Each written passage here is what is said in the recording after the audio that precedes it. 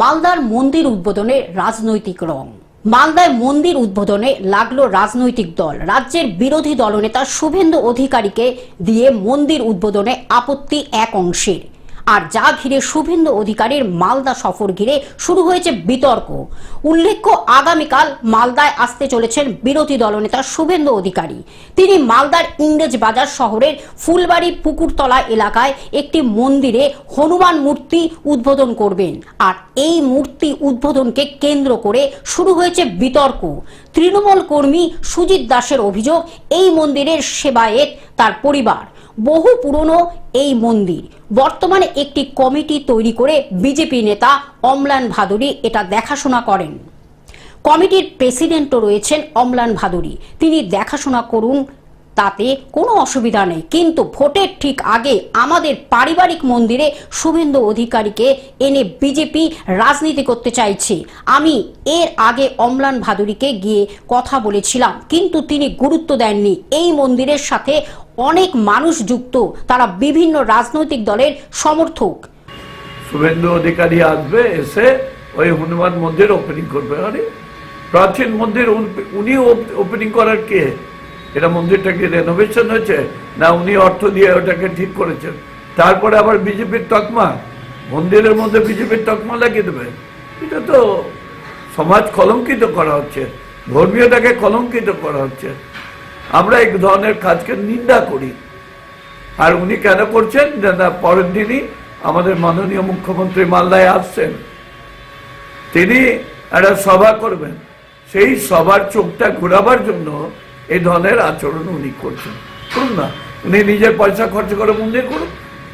কোনো দিনও এই মন্দিরের রাজনীতির রং লাগেনি, কিন্তু বিজেপি এটা লাগাতে চাইছে। আমরা চাই না আমাদের পারিবারিক মন্দিরে শুভেন্দু অধিকারী এসে রাজনীতি করুক। তারপরেও যদি বর্তমান কমিটি তাকে নিয়ে সেখানে রাজনীতি করে, তাহলে যা ব্যবস্থা নেব আমরা নেব।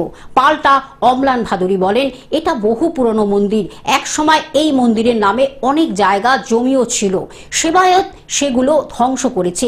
এখন তারা মন্দিরের দিকে ফিরেও তাকায় না। এলাকার মানুষ একটি কমিটি করে এই মন্দিরটি রক্ষণাবেক্ষণ করেছে।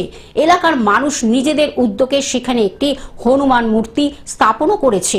বর্তমান বিরোধী দলনেতা শুভেন্দু অধিকারী এই বাংলার হিন্দুদের কাছে আস্থা ও বিশ্বাসের মানুষ হয়ে উঠেছে। সাধারণ মানুষ চাই তিনি আসুন, আর সেই কারণেই তাকে আনা হয়েছে। তৃণমূল নোংরা রাজনীতি করছে। মাননীয় শুভেন্দু অধিকারীকে যে তিনি যেন উদ্বোধন অনুষ্ঠানে আসেন এবং তিনি এই মূর্তিটার উদ্বোধন করেন। কারণ একটাই, সারা পশ্চিমবঙ্গ জুড়ে হিন্দুরা কিন্তু মাননীয় শুভেন্দু অধিকারীর উপরে একটা বিশ্বাসতার জায়গা পেয়েছে। তারা বিশ্বাস পেয়েছে যে একে দিয়ে হিন্দু ধর্মের কোনো ক্ষতি হবে না, এবং হিন্দু ধর্মের জন্য লড়াই করার জন্য শুভেন্দু অধিকারী কিন্তু একটা ব্র্যান্ডে পরিণত হয়েছে। এটা রাজনীতির কোনো বিষয় নেই, এটি একটি ধর্মীয় অনুষ্ঠান। জেলা তৃণমূল কংগ্রেস সভাপতি আব্দুর রহিম বক্সি বলেন, যে জায়গা নিয়ে বিতর্ক হচ্ছে সেদিকে বিরোধী দলনেতা না যাওয়া উচিত।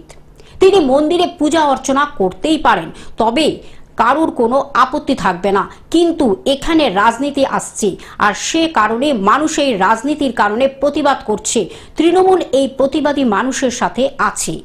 প্লাস হচ্ছে পরিবারে পারিবারিক যাদের সবাই পূজা টুজা দিতে পারে সেখানে। কিন্তু আজকে আমরা দেখতে পাচ্ছি 2রা ডিসেম্বর উনি এখানে এসে, সামনে যেহেতু বিধানসভা, সেখানে একটি ধর্মীয় রাজনীতির রূপ দিয়ে সেটাকে বলতে সেই মন্দিরকে উনি পুনরায় আবার সেটাকে উদ্বোধন করাতে চাইছেন। আমরা চাই যে এটাকে বর্তমানে বন্ধ করা হোক। উনি পূজা করাচ্ছেন, এ করাচ্ছেন, কিন্তু এখানে যাতে রাজনীতির রূপটা না দেওয়া হয়।